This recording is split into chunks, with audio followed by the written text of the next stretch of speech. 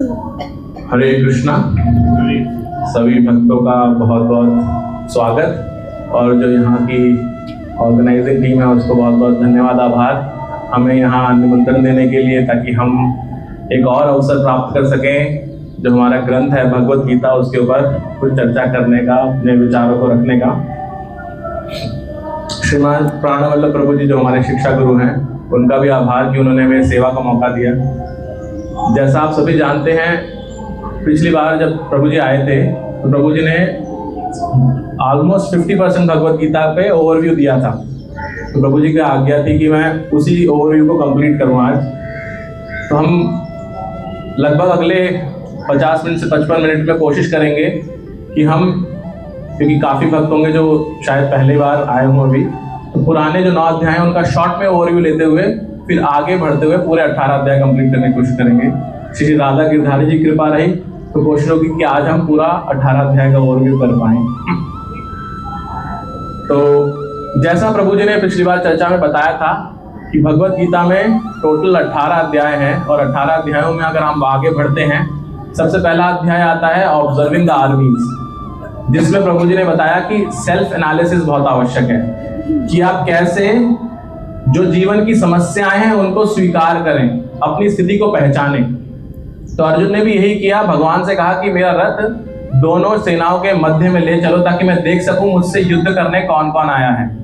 तो अपनी स्थिति को समझने के लिए गया और उसके बाद उसने समझा कि मैं तो कांप रहा हूँ बुरी तरह से, मेरे सारा शरीर सूख रहा है, जलन हो रही है, रोंगटे खड़े हो रहे हैं, मेरा गांडीव नीचे गिर रहा है और मैं युद्ध नहीं कर पाऊंगा। तो ये स्थिति को पहचानने की सेल्फ एनालिसिस की स्टेज है, जिसमें हमें भी अपने आप को समझना है कि मैं कौन सी स्टेज पे हूँ। अगर हम डॉक्टर के पास भी जाते हैं, जैसे मेरी माता को फीवर है आज, तो मैंने उनसे कहा कि डॉक्टर के पास चलना है, तो उन्होंने किस लिए जाना है। अगर कोई ऐसे कहेगा तो इलाज तो मिल नहीं सकता, क्योंकि आप अभी स्वीकार ही नहीं कर रहे कि मैं बीमार हूँ, राइट। तो डॉक्टर के पास जाने पर भी जब पेशेंट ये बोलता है कि हाँ मैं बीमार हूँ, मुझे इलाज चाहिए, तभी डॉक्टर इलाज दे सकता है। तो इसी तरह से हमें भी पहले जो परिस्थिति है उसको स्वीकार करना चाहिए कि मैं किस परिस्थिति में हूँ, मैं क्या कंफ्यूज हूँ, मैं एंजाइटी में हूँ, मेरे साथ ये परेशानी है। और वो परेशानी को स्वीकार करने के बाद ही अर्जुन भगवत गीता के दूसरे अध्याय में प्रवेश करते हैं, जहाँ पर वो भगवान से कहते हैं कि मैं आपकी शरण में आ गया हूँ, मैं आपकी शरण में आ गया हूँ, कृपया मुझे मार्ग दिखाएं। विच इज लाइक किसी डॉक्टर के पास जाना और बोलना कि मैं बीमार हूँ, मैं आप पे ट्रस्ट करता हूँ, आप मुझे इलाज दीजिए, जो आप मुझे इलाज देंगे मुझे पूर्णतः यकीन है कि उस इलाज से मैं ठीक हो जाऊंगा। तो ऐसा दूसरे अध्याय में अर्जुन बोलता है और उसके बाद भगवान उसको कर्म के सिद्धांत के बारे में बताते हैं, कर्म की आधारशिला रखते हैं, जिसमें बहुत ही फेमस श्लोक कर्मण्यवाधिकारस्ते मा फलेषु कदाचन, इसके ऊपर चर्चा की थी हमने। बताया था कि सिर्फ कर्म करने पर हमारा अधिकार है, लेकिन कर्म से जो मिलने वाला फल है वो हमारे अधिकार में नहीं है, वो सिर्फ भगवान जानते हैं क्या हमारे कर्म का फल मिलेगा। लेकिन इसका क्या हम कर्म छोड़ दें? नहीं, हमें कर्म भी करना है, फल की चिंता नहीं करनी। इससे होगा क्या, जो हमें विभिन्न तरह की एंजाइटीज आती हैं, परेशानी आती हैं, किसी भी तरह का कार्य, अगर आप ऑफिस में कार्य कर रहे हैं तो वहाँ की एंजाइटी कि प्रमोशन कब होगा, और घर में कुछ कार्य कर रहे हैं, बच्चों को कुछ बता रहे हैं, मार्गदर्शन दे रहे हैं और बच्चे नहीं मान रहे, तो वो एंजाइटी कि हम बता रहे हैं, हम बड़े हैं, बुजुर्ग हैं, लेकिन सुनते नहीं हमारी। तो ये क्या है, हम जो कर्म कर रहे हैं उनको विचार दे रहे हैं, उनको राय दे रहे हैं, वो मान नहीं रहे, वो मानना ना मानना एक रिजल्ट है उसका। तो उस पर हमारी आसक्ति नहीं होनी चाहिए। हमारी प्योर आसक्ति किसको होनी चाहिए कि हम बड़े हैं तो हम मार्गदर्शन करते रहे, क्योंकि भगवान ने, जीवन ने हमें जो एक अनुभव दिया है पिछले 50-60 साल का, ज्यादा का, वो हम अपनी नेक्स्ट जनरेशन को दें। स्वीकार करे ना करे वो हमारे हाथ में नहीं है, वो उनका कर्म है, वो उसका धर्म है, वो उससे लेंगे उसको। तो भगवान हमें दूसरे अध्याय में इसके बारे में बताते हैं। फिर तीसरे अध्याय में हमने देखा कि कर्म तो हो गया, अब लेकिन कर्म किस भाव में करना है, तो भगवान ये बताते हैं कि उस भाव को ध्यान रखना ये है कि हम बिना उसमें जुड़े हुए, बिना आसक्ति के हम कर्म करें। तो एक श्लोक आया था, तस्माद आसक्त सत्तम कार्यम कर्म समाचर, अर्थात आसक्ति छोड़कर निरंतर अपना कर्तव्य करो। तो इस पर हमने चर्चा की कि हमें कर्म से भागना नहीं है, कि हमें शांति चाहिए तो एक काम करते हैं हम कर्म छोड़ देते हैं, ऐसा नहीं है। हमें कर्म को कर्तव्य समझकर भगवान की सेवा में लगाना है। ये हमें तीसरा अध्याय बताता है। फिर प्रश्न आया था कि अगर सब कुछ भगवान जानते हैं तो भगवान हमारी सहयोग के लिए, मदद के लिए क्यों आते नहीं? तो और क्या आते हैं? तो फिर हमने चर्चा की थी चौथे अध्याय की, जिसमें हम प्रवेश करते हैं और ये बताते हैं भगवान दूर बैठकर दर्शक की तरह नहीं देखते, भगवान स्वयं प्रकट होते हैं, स्वयं आते हैं।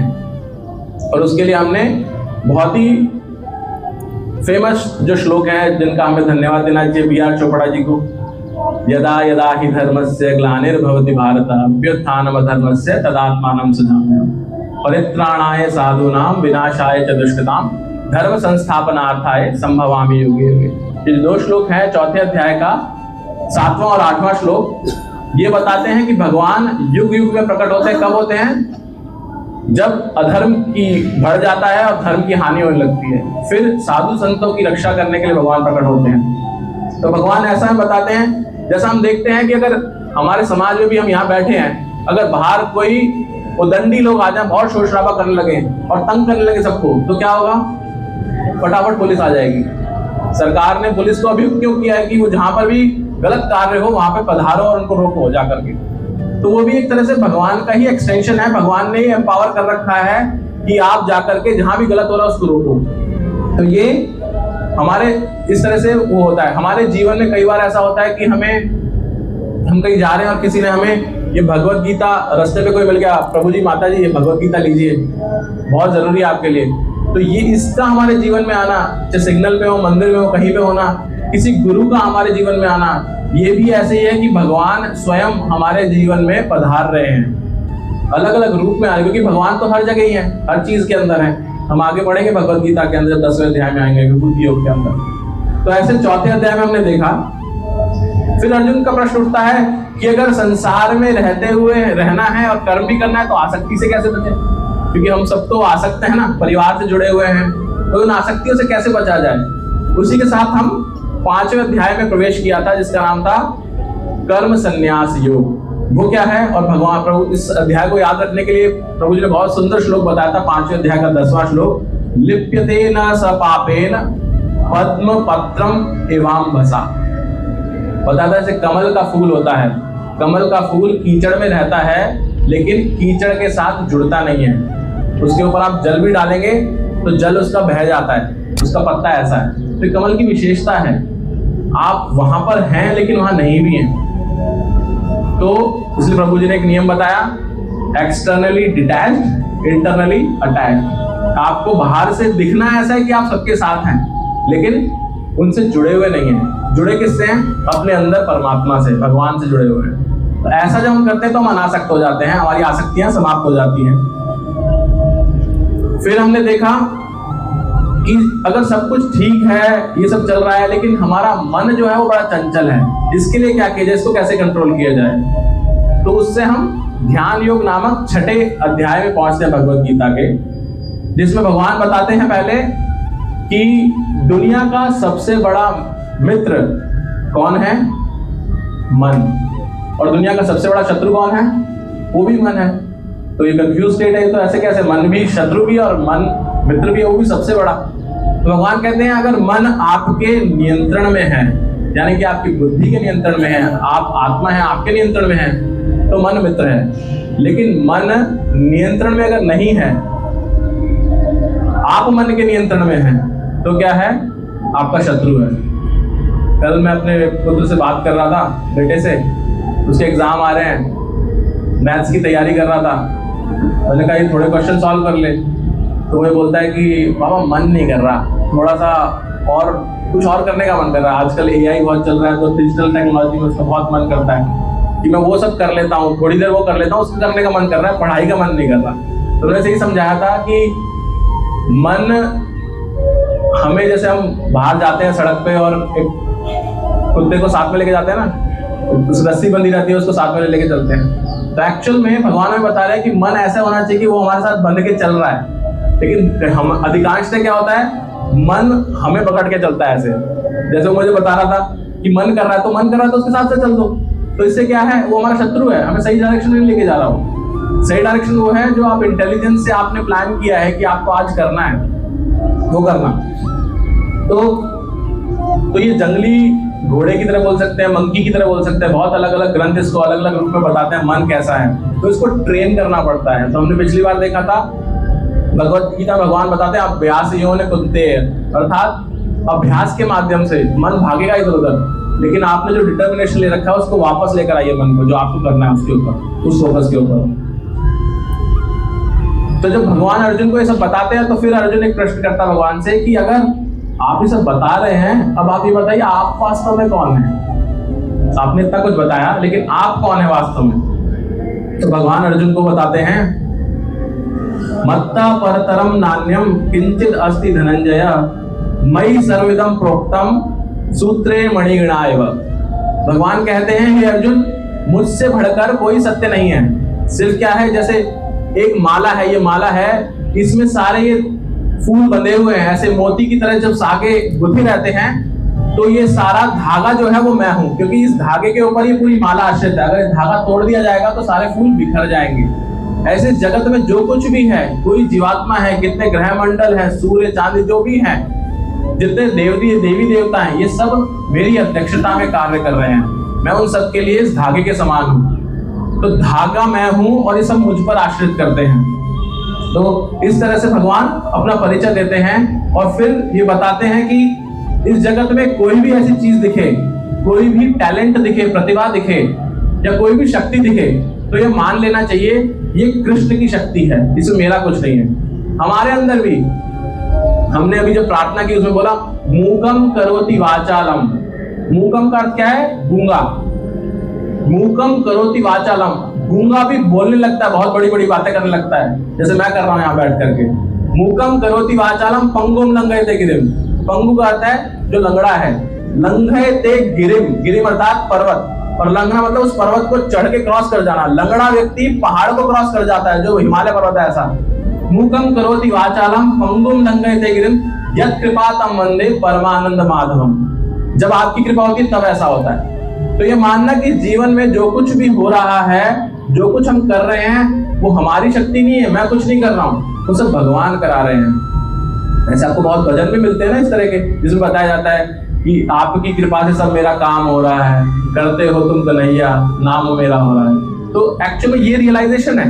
तो शास्त्रों को जो आचार्य हैं, जो संत है, साधु संत है, उन्होंने अलग अलग तरीके से लोगों को बताने की कोशिश की है ताकि समाज में लोग समझ सके उस चीज को। भगवान ने भगवत गीता श्लोक के माध्यम से बता रहे हैं, उसको जन सामान्य के लिए भजन के रूप में प्रस्तुत कर दिया उसी चीज को। तो ऐसे भगवान बताते हैं उसके अंदर। फिर अर्जुन प्रश्न करता है कि भगवान आपने तो बताया, अब मुझे बताइए कि मृत्यु के समय क्या होता है और आत्मा क्या होती है। तो उसके साथ ही फिर 8वें अध्याय में प्रवेश करते हैं, जिसमें भगवान ये बताते हैं कि हम जीवन भर जो कुछ भी सोचते हैं, जो कुछ भी करते हैं, मृत्यु के समय हम सिर्फ वही हमें ध्यान आता है। कल हमारे मंदिर में भी भगवत गीता क्लास थी और हमने इसी अध्याय के ऊपर पहले श्लोक पे चर्चा की थी। तो वहाँ यही बात आई थी कि मृत्यु के समय एग्जामिनेशन है, लेकिन उस एग्जाम की प्रिपरेशन पूरे जीवन भर चलती है। जो व्यक्ति पूरे जीवन भर सिर्फ पैसे के बारे में सोचता रहेगा, मृत्यु के समय उसको सिर्फ पैसा ही याद आएगा। चाहे घर वाले आस पड़ोस में खड़े रहे, भगवान का कीर्तन चलता रहे, लेकिन दिमाग में वही घूमता रहेगा। और जो जीवन भर भगवान की, साधु संतों की इस तरह के सत्संग में आता रहता है, उसको अंत समय में चाहे कहीं पे भी रखो, जब वो युद्ध भूमि में क्यों ना हो, उसको भगवान ही याद आएंगे। तो भगवान ये बताते हैं अंत काले च मामेव स्मरण मुक्त्वा कलेवरम यह प्रयाति समद्भावम याति नास्ति अत संशय। कि अंत में वही होता है उसके साथ में। साथ में भगवान बताते हैं, इससे अगला ही श्लोक है, ये 8.5 है और 8.6 में भगवान बताते हैं यम यम वापि स्मरण भावम। जिस भाव को हम भजते हैं वही हमारे अगले जन्म का कारण बनता है। अगर कोई व्यक्ति अपने घर से बहुत आसक्त है, क्योंकि आजकल हम सभी लोग लोन पे लेकर घर बनाते हैं और उसके बाद उस घर से इतना आसक्त हो जाते हैं कि उस घर को छोड़ना नहीं चाहते। अगर ऐसे में कभी किसी की मृत्यु हो जाती है तो शास्त्र बताते हैं वो उस घर के अंदर जाकर के छिपकली बन जाता है व्यक्ति, क्यों? वो घर से आ सकता है उसके साथ। ऐसे बहुत सारी कहानियां हैं, कथाएं हैं। तो भगवान ने हमें इस तरह से बताया, तो हमें पूरे जीवन अभ्यास करना, प्रैक्टिस करनी है। फिर आता है भगवान अपनी भक्ति का सबसे गोपनीय रहस्य बताते हैं अगले अध्याय में जब पढ़ते हैं। तो भगवान उसको बोलते हैं राज विद्या राज योग्य। तो उसमें बताते हैं भगवान अनन्यश्च चिन्तयन्तो माम ये जना पर्युपासते तेषां नित्य अभियुक्तानां योग क्षेम वहाम्यहम्। तो भगवान कहते हैं जो अनन्य मेरी भक्ति करता है, क्योंकि आप जीवन भर जो कर रहे हैं, लास्ट एग्जाम की तैयारी कर रहे हैं, लेकिन जीवन में क्या होगा मेरे साथ वो तो हमें नहीं पता। तो भगवान इसीलिए 9.22 में ये क्लियर करते हैं कि एग्जाम की तैयारी तो कर ही रहे हो, लेकिन जीवन भी आपका खराब नहीं होने वाला। क्यों? क्योंकि जो मेरी अनन्य भक्ति करता है पूरे जीवन भर, उसके जीवन में जो कुछ भी कष्ट हैं मैं उसका रक्षण करता हूं, जो उसके पास है, और जो नहीं है वो मैं देता हूं।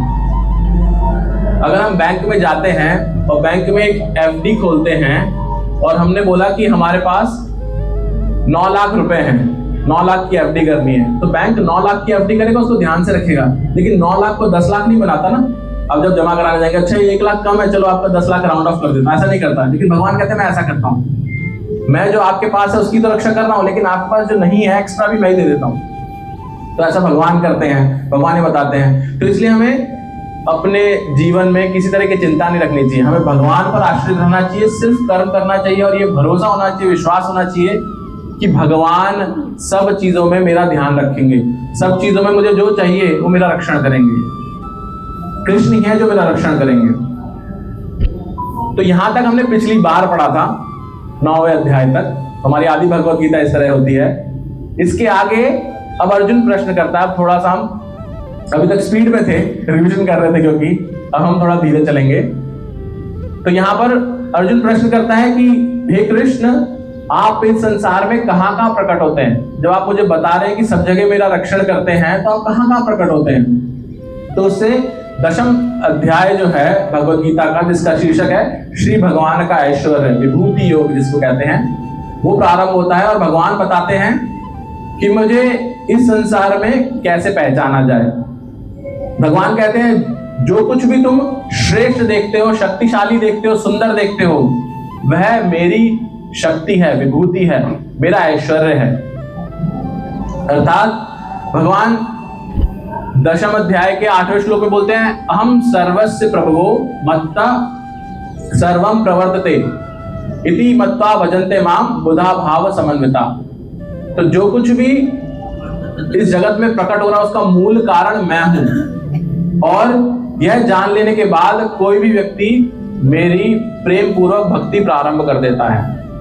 जब आपको पता चल जाएगा कि सोर्स क्या है, कहां से हो रहा है सभी, तो आप उस सोर्स से जुड़ेंगे, डायरेक्ट टेम्पररी चीजों से नहीं जुड़ेंगे। तो ऐसा बताते हैं जैसे सूरज की रोशनी निकलती है, तो सूरज से रोशनी निकली, वो उसकी शक्ति, उसका प्रकाश है।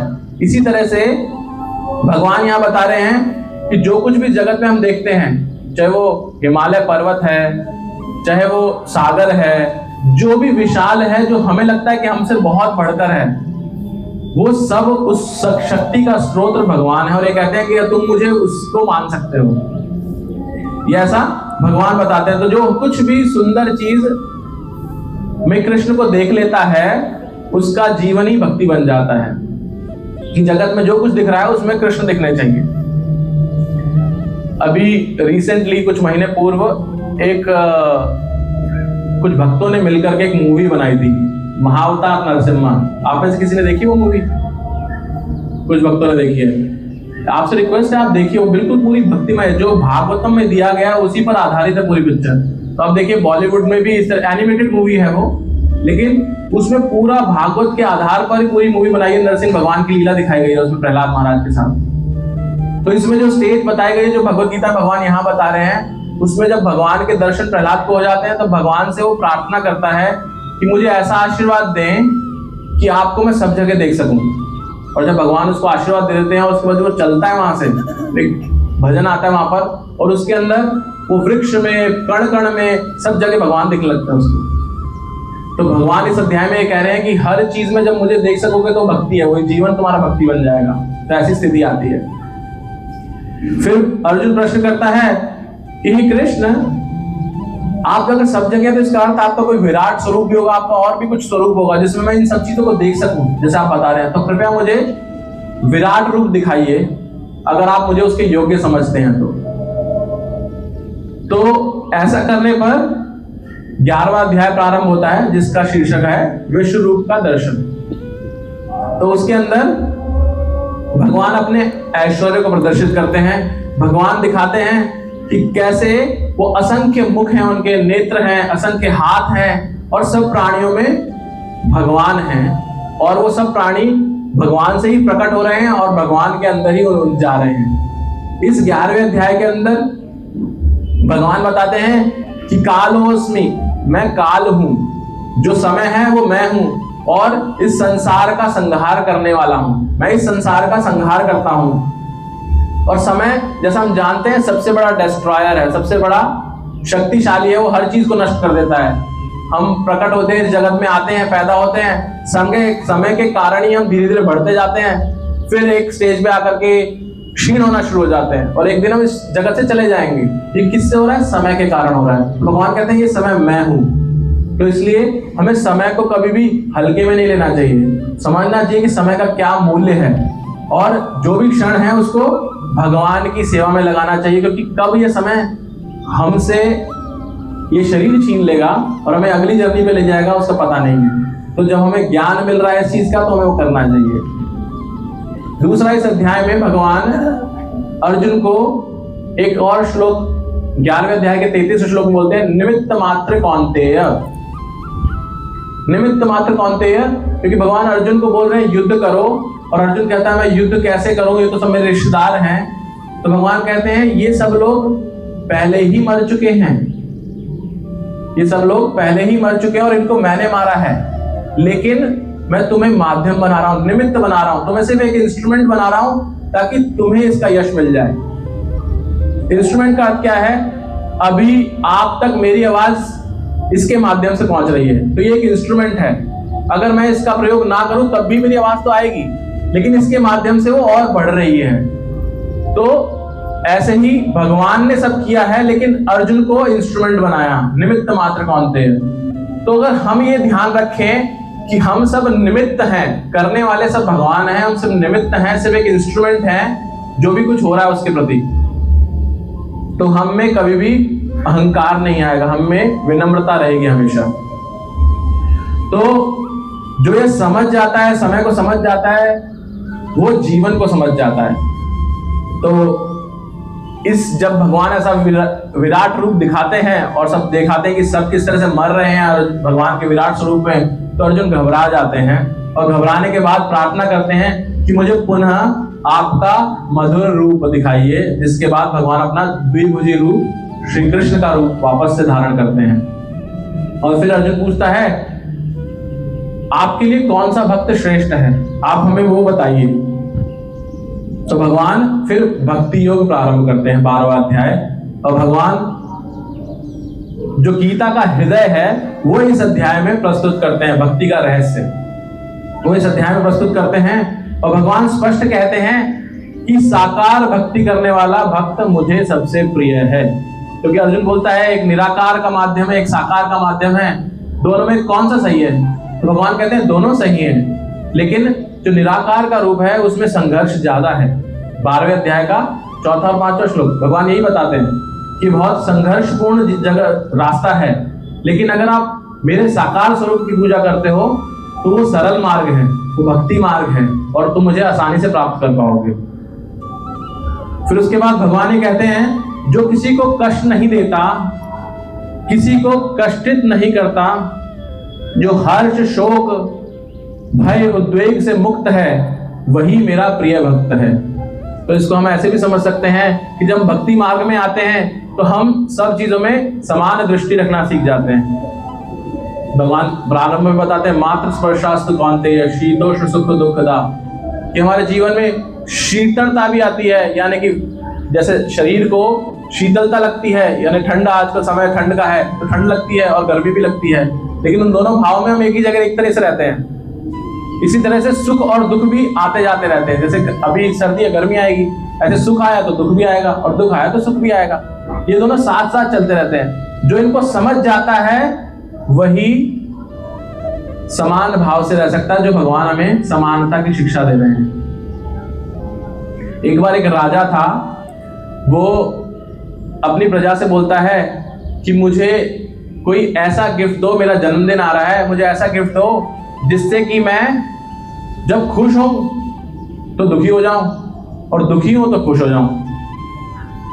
सब बहुत कंफ्यूज हो जाते हैं, क्या दे राजा को गिफ्ट, क्या ऐसा क्या गिफ्ट हो सकता है, क्योंकि खुशी होगी तो सब खुश होते हैं उसमें।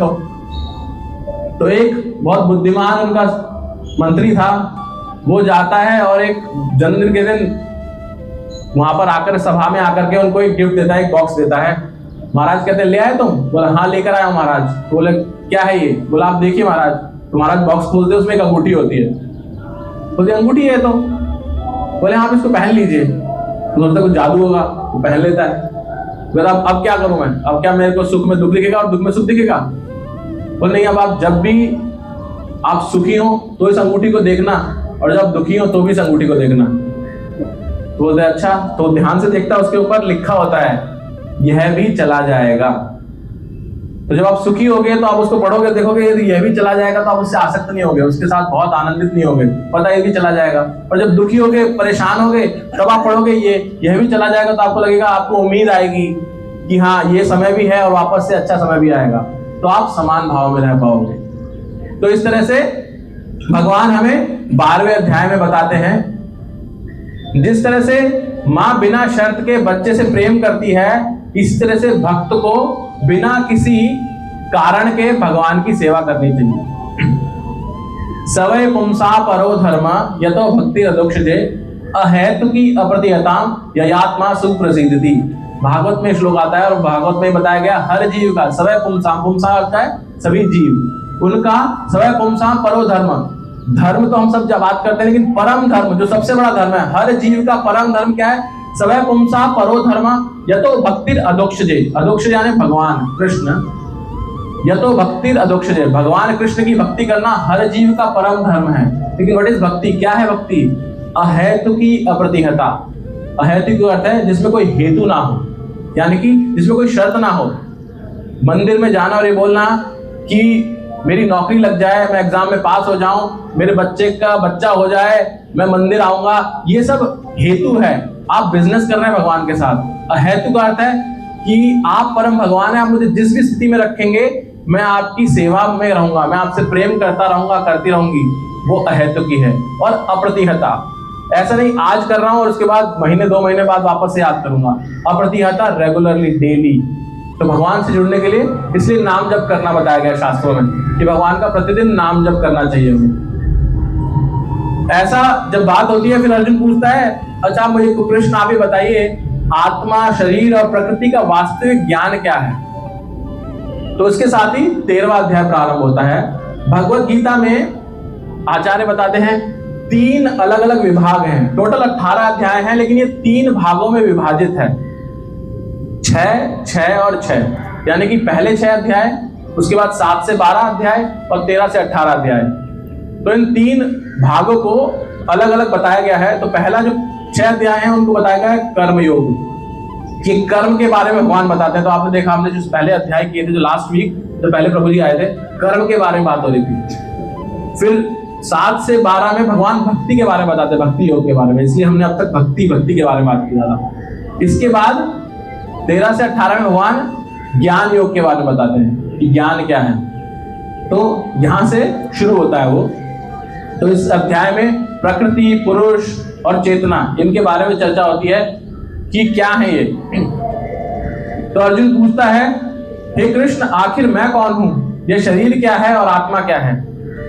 तो भगवान बताते हैं कि ये शरीर क्षेत्र है, क्षेत्र यानी कि एरिया, और आत्मा क्षेत्र के है। जैसे किसान होता है, उसकी भूमि होती है जहां पर वो खेती करता है, राइट? तो उसको अपना एरिया पता है, ये मेरी खेती की जमीन है। तो जो जमीन है वो क्षेत्र यानी कि शरीर। और जो किसान है, जो उसको पता है कि मेरा एरिया है, उस पर खेती कर रहा है, वो क्या है? आत्मा की तरह। तो भगवान ऐसे एग्जाम्पल समझाते हैं और फिर बताते हैं कि जो किसान है, जो अपने खेत में खेती कर रहा है, उसको अपना एरिया पता है, ये मेरी बाउंड्री है, लेकिन उसको बाकी लोगों का नहीं पता। इतने सारे लोग हैं, इतने सारे लोगों की बाउंड्री कौन जानता है? राजा जानता है, उस एरिया का राजा जानता है। उसको पता है ये एरिया ए पर्सन का है, ये एरिया बी पर्सन का है, सी का है। तो ऐसे ही आत्मा इस शरीर में है, लेकिन वो सिर्फ इस शरीर में लोकलाइज है, वो शरीर से रिलेटेड सब चीजें जानती है। लेकिन आप सब अलग अलग शरीर हैं। मेरे आत्मा, मैं ये नहीं जानता आप सबके अंदर क्या चल रहा है, राइट? लेकिन भगवान परमात्मा के रूप में सबके अंदर विराजमान है, तो वो सबके बारे में जानते हैं। तो भगवान ऐसे बताते हैं, समझाते हैं इसके अंदर अध्याय में कि कैसे ये अलग अलग के विद्यमान हैं और परमात्मा के रूप में परम साक्षी बनकर हमारे हृदय में विराजते हैं भगवान। फिर भगवान कहते हैं सभी शरीरों में जो परम क्षेत्रज्ञ है वह मैं ही हूं, जिसे परमात्मा कहा जाता है। तो हम ये देखते हैं जो शरीर से ऊपर उठ जाता है व्यक्ति। कल की क्लास में प्रभु जी ने हमें भगवत गीता के अंदर बताए थे कि ज्ञान के 3 स्तर हैं, अपने आप को जानने के 3 स्तर हैं। सबसे निम्न स्तर है जिसमें हम अपने आप को शरीर समझते हैं। कोई बोलता है हम कौन हैं, हम फला फला हैं, हम यहाँ रहते हैं, हम हमारे इतने बच्चे हैं, ये नौकरी करते हैं, ये परिचय शरीर का है। तो ये सबसे निम्न स्तर का ज्ञान है। इससे जो ऊपर का स्तर है वो है चेतना, अपने आप को चेतना समझना कि मैं चेतना हूं, मैं भगवान के कारण यहाँ आया हूं और ये चेतना बनकर के शरीर को प्रज्वलित कर रहा हूं और कार्य कर रहा हूं। तो ये दूसरा स्तर है। और जो तीसरा स्तर बताते हैं ज्ञान का, वो परम ज्ञान है, जिसमें हम ये समझ पाते हैं कि हमारा भगवान के साथ क्या संबंध है। हम भगवान के अंश हैं और हम भगवान के अंश होने की वजह से भगवान के परम सेवक हैं। भगवान सेव्य हैं और हम सेवक हैं।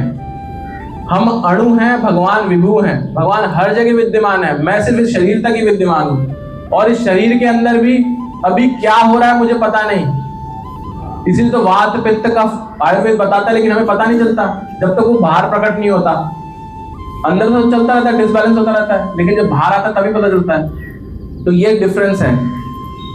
ऐसे में अर्जुन पूछता है अगर आत्मा शुद्ध है तो लोग अलग अलग स्वभाव के क्यों होते हैं? क्योंकि सभी तो आत्मा है, तो सब एक जैसे होने चाहिए, फिर भी सबका अलग अलग स्वभाव है। तो उसके साथ भगवान फिर प्रकृति के 3 गुणों के बारे में बताना शुरू करते हैं और उसमें बताते हैं कि जिस तरह से इस जगत में आप सबके पास मोबाइल है ना, मोबाइल के अंदर हम कलर्ड चीजें देखते हैं अलग अलग। इवन अगर हम इसको भी देखें, इसमें हमें कितने सारे रंग दिख रहे हैं, बहुत सारे रंग दिख रहे हैं। लेकिन वास्तव में जब भी कोई प्रिंटिंग होती है 3 विशेष कलर यूज होते हैं प्रिंटिंग में, सियान, मैजेंटा और येलो। इन 3 रंगों से ही बाकी रंगों का निर्माण होता है। ऐसे ही मोबाइल में, टीवी में या कोई भी डिजिटल डिवाइस है जिसमें आपको कलरफुल चीजें दिख रही हैं, उसमें भी 3 ही रंगों से बनती है सारी चीजें, red, green and blue, RGB। इन तीनों के मिश्रण से कभी रेड ज्यादा होगा तो आपको पिंक पिंक सा दिखेगा, कभी ग्रीन ज्यादा होगा तो थोड़ा ग्रीनिश इफेक्ट आएगा। तो ऐसे इन तीनों के मिश्रण से ही जगत के अलग अलग रंग प्रिंट में भी प्रकट होते हैं और इसमें भी प्रकट होते हैं, जो हम समझ सकते हैं, डायरेक्ट रिलेट कर सकते हैं। इसी तरह से प्रकृति जो इस जगत है पूरा, इसके अंदर जो कुछ भी है वो 3 चीजों के मिश्रण से बना है। क्या है वो 3 चीजें? सत्वगुण, रजोगुण और तमोगुण। इन तीनों की जब कॉम्बिनेशन बनता है, मिश्रण बनता है, तो कभी सत्वगुण ज्यादा हो जाता है तो व्यक्ति में सत्वगुण प्रधान हो जाता है वो, तो कभी रजोगुण ज्यादा होगा तो रजोगुण ही प्रधान हो जाएगा। तो इस तरह से अलग अलग गुण मिक्स भाव में रहते हैं, लेकिन प्रधानता बदलती रहती है उनकी। तो भगवान कहते हैं कि सत्व, रज और तम, ये तीनों गुण आत्मा को बांधते हैं। कोई शुद्ध भाव रखता है, कोई भावुक हो जाता है, कोई आलसी है। ये क्या है? ये जो विभिन्नता आती है हमारे स्वभाव में, इन 3 गुणों की वजह से आती है। अगर किसी में सत्व गुण ज्यादा है तो वो समान भाव में रहेगा, जिसकी हम अभी चर्चा कर रहे थे, शुद्ध भाव में रहेगा, उस पर इतना प्रभाव नहीं पड़ेगा। कोई रजोगुणी है तो इमोशनल बहुत ज्यादा होगा, अग्रेसिव भी हो जाएगा और इमोशनल भी हो जाएगा, तो उसमें पता चलेगा आपको रजोगुणी प्रधानता है।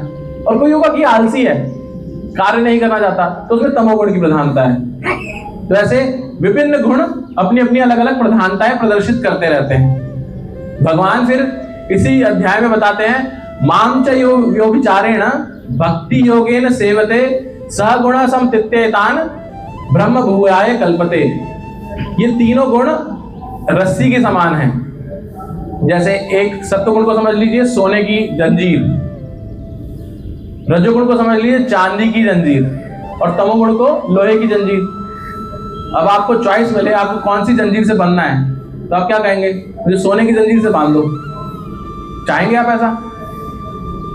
किसी भी जंजीर से बांधो, लेकिन आप तो लिमिटेड हो गए ना, आप बंध गए, आप हिल नहीं सकते अब, चाहे सोने की क्यों ना हो।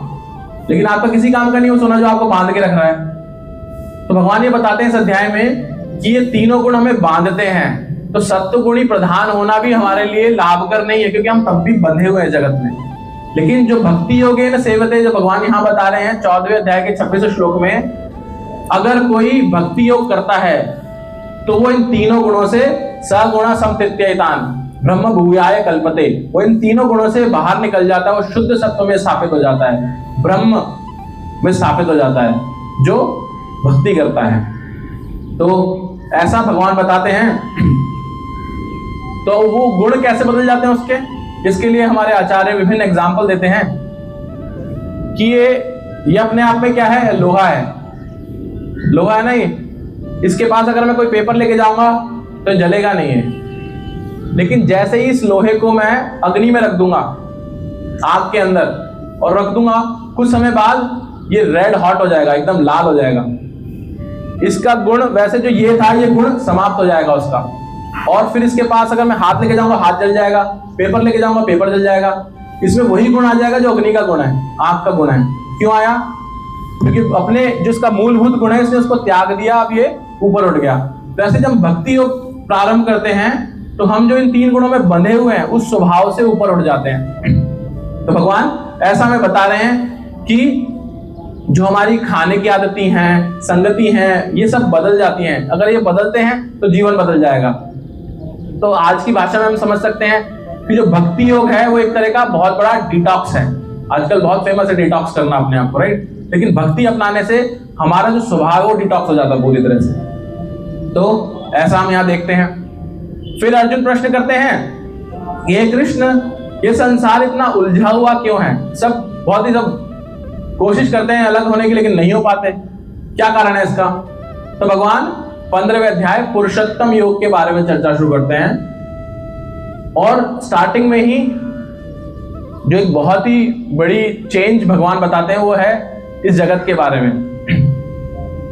आप कभी कभी नदी के किनारे अगर जाएंगे, नेशनल पार्क में भी एक नदी है कभी, और हम उधर जाते हैं, तो अगर आप नदी के किनारे जाएंगे तो वृक्ष जो होता है नदी के किनारे पर, पेड़ तो ऐसे खड़ा हुआ जैसे ये पेड़ खड़े हुए हैं, लेकिन नदी के अंदर आपको उसका प्रतिबिंब दिखता है। वो प्रतिबिंब कैसे दिखता है? उल्टा पेड़, उसकी जड़ ऊपर होती है और जो ब्रांचेस होती है वो नीचे होती है उसकी। तो भगवान ऐसे वृक्ष की बात करते हैं 15वें अध्याय में पुरुषोत्तम योग के अंदर। भगवान कहते हैं कि एक अश्वत्थ वृक्ष है, वो वृक्ष उल्टा है, उसकी जड़ें ऊपर हैं जो भगवान स्वयं है, और जो शाखाएं वो संसार है, वो नीचे की तरफ है। तो ऐसा भगवान बताते हैं और कहते हैं कि वैराग्य यानी कि डिटैचमेंट, किसी चीज के प्रति आसक्ति ना होना, वैराग्य रूपी तलवार से हम इस वृक्ष को काट सकते हैं और भगवान की शरण ग्रहण कर सकते हैं।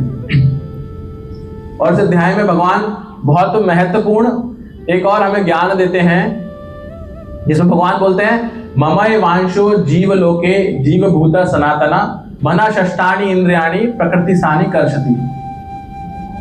जितने भी जीव हैं, ममय वांशो, मम यानी कि मेरा, एव यानी ही, अंश, तुम मेरे ही अंश हो। ममय वांशो जीव लोके, जितने भी जीव हैं वो सब मेरे अंश हैं। जीव मेरे अंश है का क्या अर्थ है? अगर आप समुद्र में जाएं और समुद्र से एक बोतल पानी भर के लाएं, अपने यहाँ वाले समुद्र से वेस्ट में जाकर कहीं पर, तो वो पानी जो होगा बोतल में भरा हुआ, वो समुद्र का अंश है कि नहीं है? वो उसका अंश है। अंश होने का अर्थ क्या हुआ कि जो quality of water in this bottle, जो पानी का गुण होगा वो सेम होगा जो समुद्र के अंदर है। यानी कि ये भी खारा होगा, ये भी जंग जल्दी कर देगा, हमें वो कर देगा। तो क्वालिटेटिव अगर इसका केमिस्ट्री एनालिसिस करेंगे तो भी सेम होगा, तो इसलिए उसको अंश बोला गया। लेकिन अंश और पूर्ण में क्या अंतर है? क्या हम इसको समुद्र बोल सकते हैं अगर भर के लाए हैं समुद्र से? क्यों नहीं बोल सकते इसको समुद्र? क्योंकि लिमिटेड है, इतना सही है। समुद्र क्या है? असीमित है। तो ऐसे ही भगवान जब हमें कह रहे हैं कि हम भगवान के अंश हैं, तो अर्थात हम गुणवत्ता में भगवान जैसे ही हैं। यानी कि भगवान का गुण क्या है? सच्चिदानंद। ये तीन चीजें बताई हैं भगवान ने अपने स्वभाव के बारे में, सत, चित और आनंद। अब ये तीन चीजें क्योंकि भगवान में है, इसलिए हमारे अंदर भी तीनों चीजें हैं। क्या है ये तीनों चीजें? सत, सत अर्थात इटर्निटी, अमर होना, खत्म ना हो कुछ भी चीज। अब इसको हम अपने स्वभाव में कैसे देखते हैं? जैसे मैंने बताया पानी का टेस्ट खारा दिखेगा अगर समुद्र से आए, तो ये सत हमारे अंदर कैसे दिखता है कि हम इस जगत में कुछ भी देखने चाहते हैं, हम चाहते हैं परमानेंट हो। यहां तक कि हम बाजार में जाके अगर जूता भी खरीदते हैं तो क्या कहते हैं? कितने साल चलेगा भैया? पूछते हैं ना। क्यों? हमें चाहिए लंबा चले कोई भी चीज, हमारा जीवन भी लंबा चले। हम डॉक्टर जो इतनी रिसर्च कर रहे हैं वो क्या क्यों कर रहे हैं? ताकि हम कभी मरे ही ना, अमर रहें।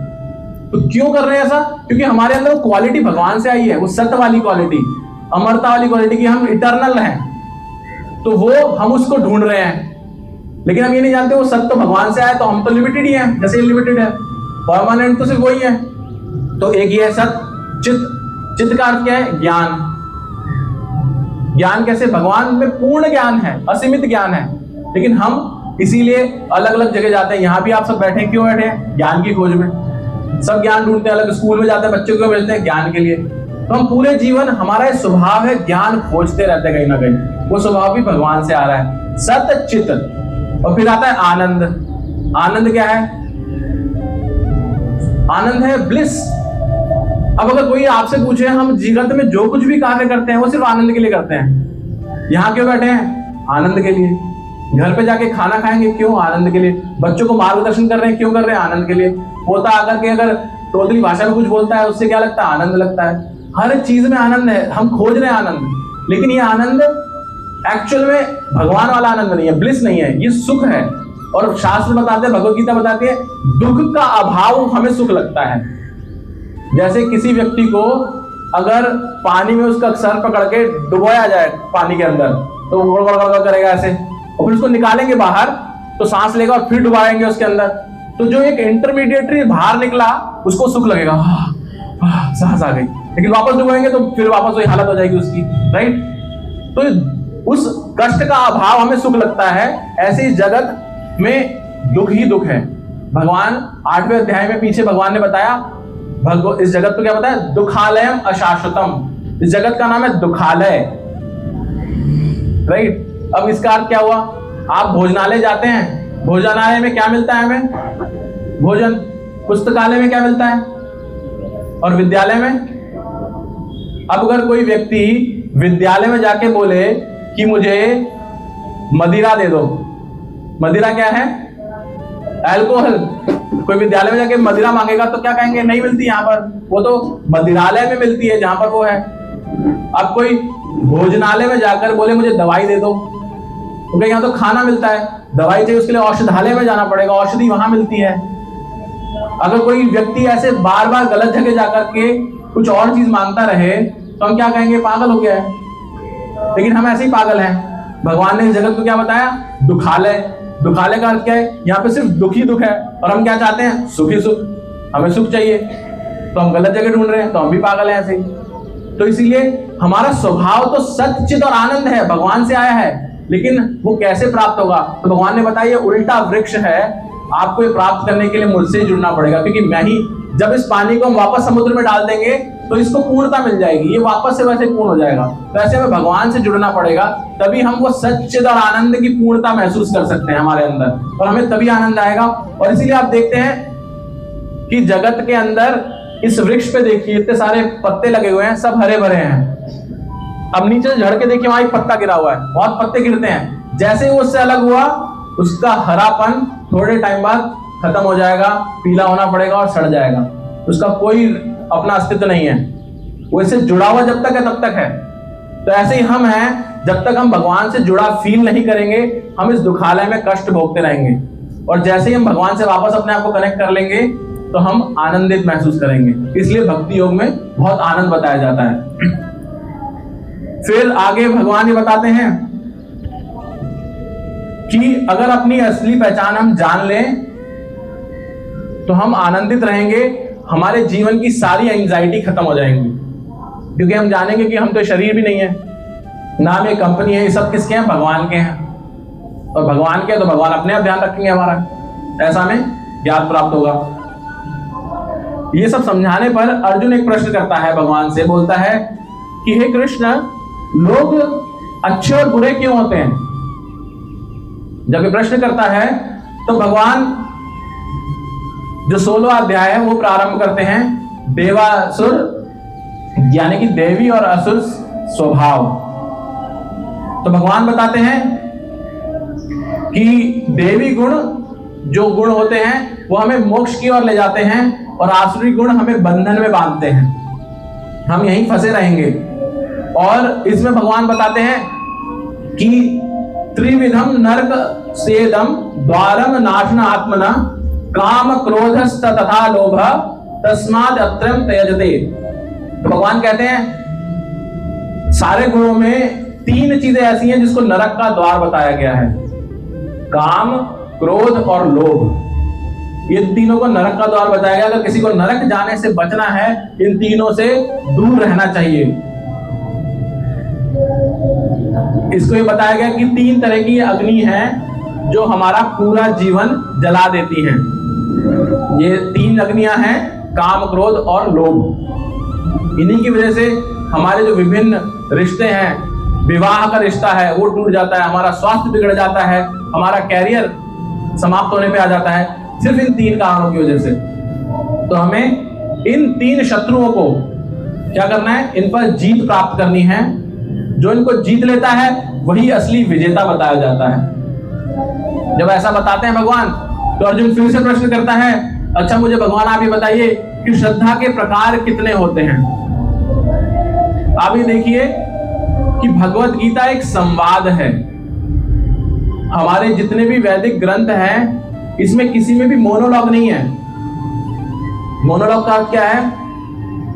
जैसे आप सब बैठे हैं और सिर्फ मैं बोल रहा हूं, तो ये क्या है? मोनोलॉग। सिर्फ एक व्यक्ति बोले जा रहा है, बाकी सब सुन रहे हैं।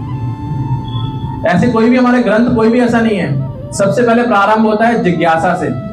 सामने जो बैठा है वो जिज्ञासा करता है। अर्जुन आप देखेंगे हर अध्याय के अंत में या प्रारंभ में जिज्ञासा करता है और भगवान उसकी जिज्ञासाओं के उत्तर दे रहे हैं। इस तरह से भगवत गीता का निर्माण हुआ। भागवत अगर आप देखेंगे, भागवत में शौनक आदि ऋषि सूत गोस्वामी से जब जिज्ञासा करते हैं तो सूत गोस्वामी भागवत का बताना शुरू करते हैं। परीक्षित महाराज जब सुखदेव जी से जिज्ञासा करते हैं तो सुखदेव गोस्वामी भागवत बताना शुरू करते हैं। जब विदुर जी मैत्रेय से जाके जिज्ञासा करते हैं तो वो कथाएं बताना शुरू करते हैं। तो हर जगह आपको एक संवाद दिखेगा जिसमें प्रारंभ होता है जिज्ञासा से। 4थे अध्याय के अंदर भगवत गीता में भगवान कहते हैं तद्विधि प्रणिपातेन परिप्रश्नेन सेवया उपदेक्षन्ति ते ज्ञानम ज्ञानिनः सत्तदर्शिनः। भगवान ये बताते हैं कि ज्ञान प्राप्त करने का क्या तरीका है। तद्विधि प्रणिपातेन, अपने किसी जिसको आपको लगता है कि ये व्यक्ति ज्ञानी है उसके पास जाओ और जाकर के प्रणाम करो और उसकी सेवा करो। तद्विधि प्रणिपातेन परिप्रश्नेन सेवया, और फिर जाकर के उससे परिप्रश्न करो यानी कि जिज्ञासा करो। उपदेक्षन्ति ते ज्ञानम, वो फिर आपको उपदेश देगा, ज्ञान देगा। क्यों देगा? वो ज्ञानिनः तत्त्वदर्शिनः, क्योंकि उसने वो ज्ञान अर्जित किया है, अब वो आपको ज्ञान दे सकता है। तो भगवान भी ये बता रहे हैं कि आपको जाना पड़ेगा और फिर जिज्ञासा करनी पड़ेगी। तो इसलिए हम देख रहे हैं भगवत गीता में हर बार अर्जुन एक प्रश्न कर रहा है और भगवान उसका उत्तर दे रहे हैं। तो यहाँ पर अर्जुन ने क्या प्रश्न किया कि आप मुझे बताइए भगवान, श्रद्धा के भी कितने प्रकार होते हैं, ये क्या है? तो भगवान फिर 17वां अध्याय शुरू करते हैं जिसमें श्रद्धा के विभिन्न विभाग बताए गए हैं। भगवान बताते हैं इंसान जैसा मानता है वैसा ही बन जाता है। जैसे कि हमने जो 14वें चैप्टर में देखा था, रजोगुण, तमोगुण और सत्वगुण। इसी तरह से श्रद्धा भी 3 तरह की होती है, सात्विक श्रद्धा, राजसिक श्रद्धा और तामसिक श्रद्धा। फिर भगवान इन तीनों को अलग अलग चीजों में दिखाते हैं कि जो हम खाते हैं उसमें भी सात्विक आहार होता है, राजसिक आहार होता है, तामसिक आहार होता है।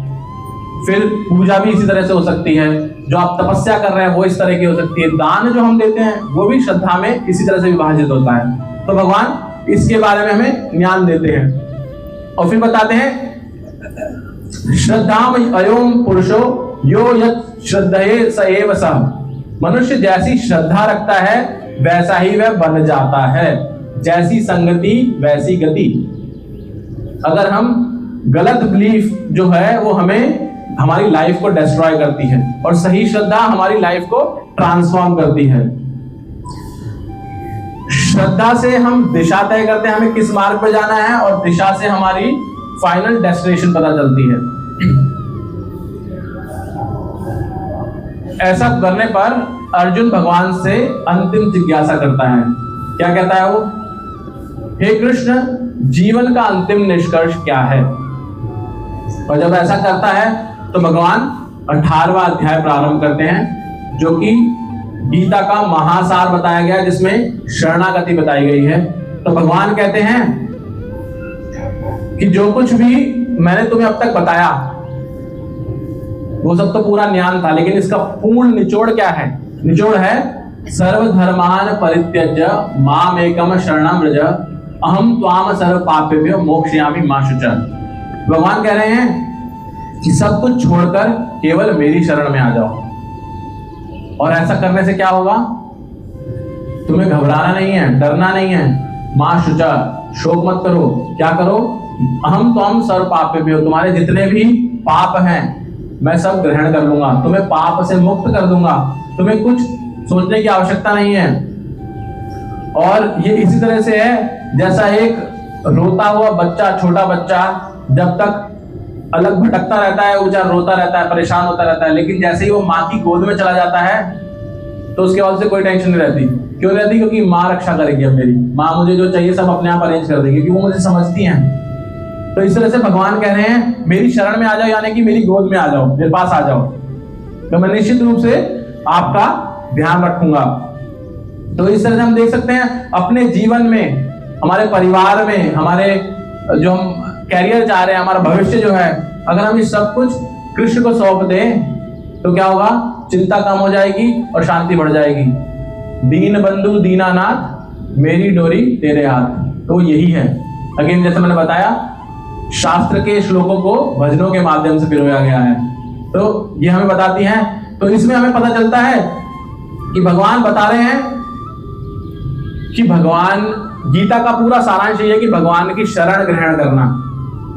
तो हमने इस पूरी यात्रा में देखा, प्रारंभ होती है पहले अध्याय से कंफ्यूज स्टेट से, जिसमें आपको स्वीकार करना है आपकी प्रॉब्लम क्या है।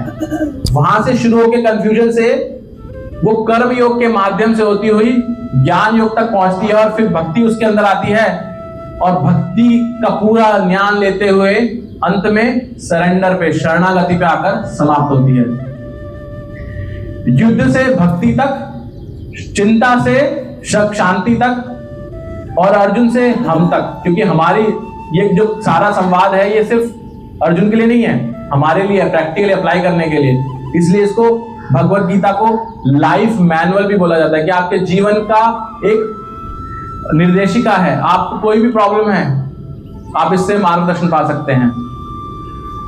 मेरा खुद का प्रैक्टिकल अनुभव ऐसा है कि मैं जब भी कंफ्यूज होता हूं, अगर इसका कोई भी प्रश्न खोल लूं ऐसे भगवान को याद करके और उसको पढ़ने लगूं, तो मुझे ऐसा लगता है कि भगवान जो मेरी कष्ट चल रहा है उसका मेरे को सोल्यूशन दे रहे हैं। लेकिन ऐसा क्यों होता है? क्योंकि फर्स्ट स्टेप मैं खुद ले रहा हूं, जो पहला अध्याय है, स्वीकार करना कि मेरे साथ कुछ कष्ट है, मैं परेशान हूं। और दूसरा स्टेप मैं भगवान की शरण ले रहा हूं, जो दूसरा अध्याय है। और शरण लेने के बाद फिर भगवान शुरू हो जाते हैं, क्योंकि तीसरे 18वें अध्याय तक भगवान ही बता रहे हैं। फिर उसके बाद और उसके बाद जो मेरे को मिल रहा है उसका सोल्यूशन, उसको अप्लाई करना जीवन में, वो शरणागति है, श्रद्धा होना। तो वो उस तरह से हम गीता का अपने जीवन में उपयोग कर सकते हैं। तो अंत में पुनः आप सब भक्तों का आभार व्यक्त करना चाहूंगा कि आपने अपना इतना कीमती समय, संडे का सुबह सुबह बहुत महत्वपूर्ण समय होता है, आपने यहाँ आकर के और हमें निमंत्रण दिया इस्कॉन से, और हम अपना कुछ ज्ञान जो पढ़ रहे हैं, हमारे गुरुजनों से सीख रहे हैं, वो आप सबके साथ शेयर कर पाए। तो धन्यवाद माता जी एंड प्रभु जी, सबका बहुत बहुत आभार। वांछा कल्पतरुभ्यश्च कृपा सिंधुभ्येव च पतितानां पावनेभ्यो वैष्णवेभ्यो नमो नमः। जय श्री कृष्ण चैतन्य प्रभु नित्यानंद श्री अद्वैत गदाधर श्रीवासादि गौर भक्तवृंद। हरे कृष्णा कृष्णा कृष्णा हरे हरे, हरे राम राम राम हरे हरे। श्रीमद् भगवद गीता की जय। अनंत कोटि वैष्णव वृंद की जय। हरे कृष्णा।